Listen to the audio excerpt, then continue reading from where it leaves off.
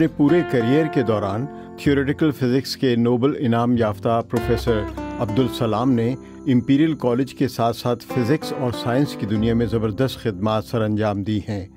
I think he's certainly well recognized as a very important scientist in the West.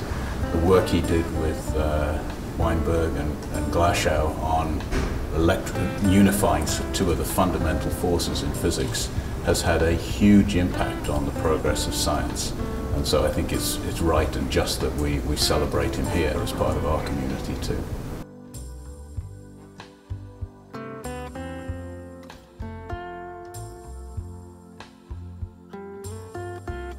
एक बहुत बड़ा decision होने के साथ साथ it was a very important decision because imperial जैसे इंस्टीट्यूट ने ये रिकग्नाइज़ किया है कि जब आप साइंस की बात करते हैं, जब आप लर्निंग की बात करते हैं, तो आपका कल्चर, आपकी कंट्री, आपका रिलीजन कुछ भी मैटर नहीं करता। What matters is your legacy and your work. आप दूसरों को इंस्पायर कैसे करते हैं और उनको इम्पैक्ट कैसे करते हैं, दैट्स ऑल दैट मैटर्स। दुनिया की टॉप 10 इंस्टीट्यूशन पे उन्होंने किसी चीज़ पे नाम रखा है तो उनकी legacy it's type of cemented right after the ICTP that was named after him.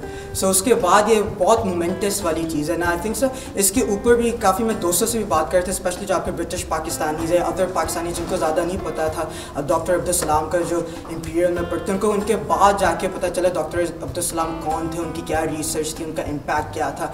वो साइंस और एजुकेशन को बहुत बड़ी चीज़ मानते थे। उनका मानना था कि अगर आप लोगों को बदलना चाहते हैं या लोगों में बेहतरी लाना चाहते हैं या दुनिया को बेहतर बनाना चाहते हैं, दैन साइंस और नॉलेज ये एक वाहिद चीज़ें हैं जिसके थ्रू आप ये चीज़ें कर सकते हो।